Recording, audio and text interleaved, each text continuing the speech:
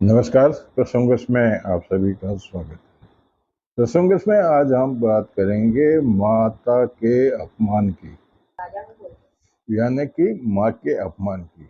ये मुद्दा आज का नहीं है, मुद्दा लगभग लगभग एक हफ्ते से चल रहा है। एक हफ्ते से चलता चलता चलता पूरे देश की तो मैं नहीं कह सकता, लेकिन पूर्वी देशों के अंदर इसका जबरदस्त विरोध हो रहा है। विशेष रूप से बिहार, उत्तर प्रदेश, छत्तीसगढ़, मध्य प्रदेश आदि शहरों में राहुल गांधी का पुतला जलाया जा रहा है और विभिन्न प्रकार से प्रदर्शन किया जा करके महिलाएं सड़कों पर आकर के, भाजपा की महिलाएं सड़कों पर आकर के राहुल गांधी से माफ़ी मांगने की बात कर रही है। तो ये मुद्दा बिहार से चला और बिहार में ही इसने वापस से जोर पकड़ दिया।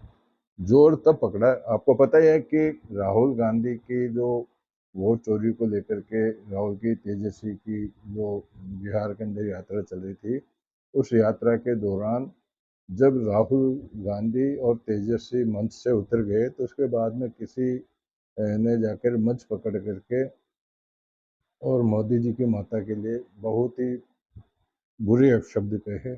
माता को केवल माता ही नहीं माना जाता है, माता को भगवान का रूप भी माना जाता है, माता को गुरु का रूप भी। क्योंकि माता, बालक जब होता है तो माता को माता ही संरक्षण देती है इसको, माता ही गुरु के रूप में उसको शिक्षा दीक्षा देती है। और विशेष रूप से जब नरेंद्र मोदी खुद एक अभियान चला रहे हैं, एक पेड़ माँ के नाम, इसका मतलब नरेंद्र मोदी माता को बहुत बड़ा महत्व देते हैं। और जब माता को लेकर के, नरेंद्र मोदी की माता को लेकर के अपशब्द कहे जाते तो लोगों के अंदर आक्रोश होना वाजिब बात है, स्वाभाविक भी है और होना भी चाहिए। ये बात अलग है कि किस रूप में उसने कहे, उसको गिरफ्तार भी कर लिया गया, क्या राहुल के जाने के बाद ये बात कही गई थी। लेकिन जो कुछ भी रहा, ये बात अपमानजनक है। माँ किसी एक व्यक्ति की नहीं होती है, सबकी माँ होती है। और बिना माँ के कोई भी होता है वो अनाथ होता है, तो अनाथ नहीं, माँ माँ रक्षक है। और माँ के लिए इस तरह के शब्द, वो भी सार्वजनिक रूप से किया जाना, बहुत ही दुर्भाग्यपूर्ण है। ये तो बात हो गई उस तरफ की।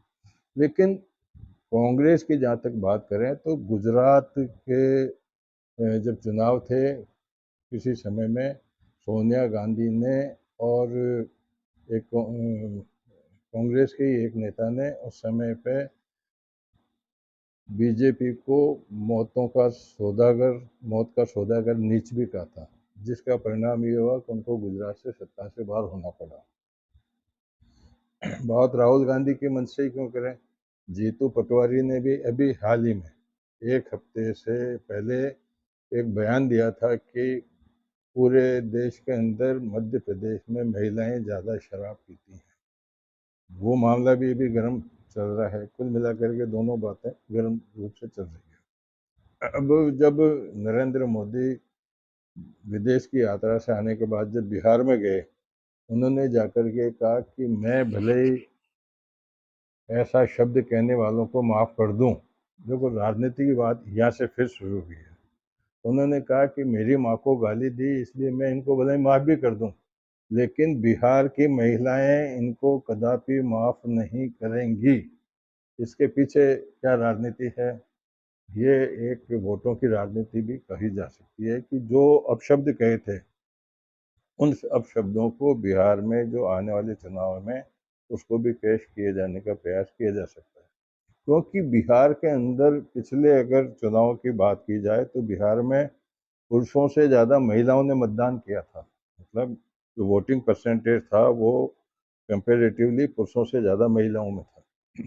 तो उसको लेकर के भी इस तरह के, अब देखो राजनीति में पक्ष अपनी बात करेगा, विपक्ष अपनी बात करेगा, लेकिन भले ही मोदी ने उसको एक सरल रूप से कहा हो कि मैं माफ़ कर दूंगा लेकिन महिला माफ़ नहीं करेंगी, क्योंकि वो जानते हैं कि महिला को अपमानित करना कितना बड़ा एक अपराध भी कहा जा सकता है इसको, मानसिक अपराध भी कहा जा सकता है।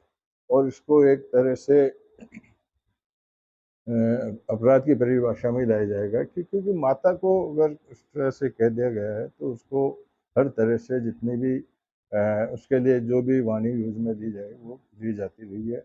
लेकिन अब जब क्योंकि राजनीति चल गई इधर से, मोदी जी ने कह दिया कि मैं तो माफ़ कर सकता हूँ लेकिन महिलाएं माफ़ नहीं करेगी, तो अब मीडिया में, सोशल मीडिया में दूसरी तरफ से भी बातें आने लग गई।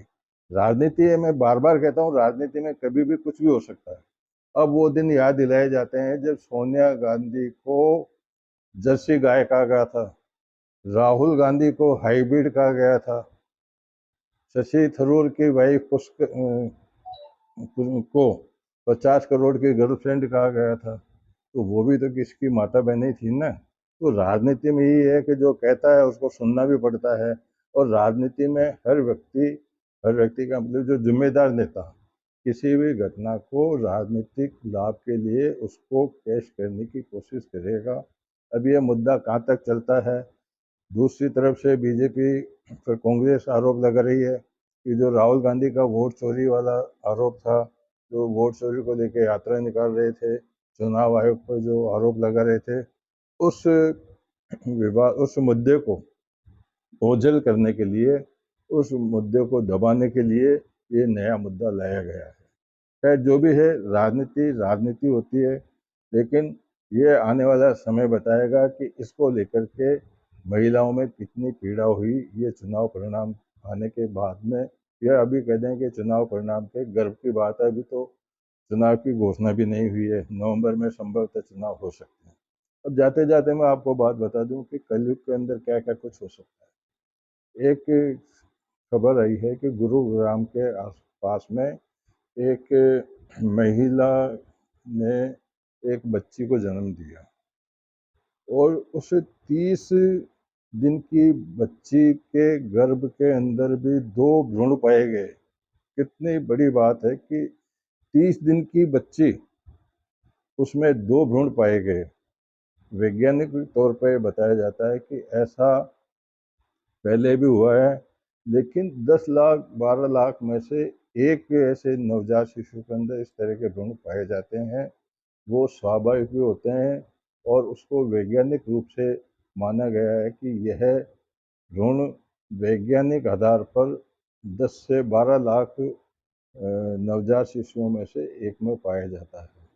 तो हालांकि उसका ऑपरेशन कर दिया गया, भ्रूण 30 दिन की बच्ची का ऑपरेशन करके भ्रूण को हटा दिया गया।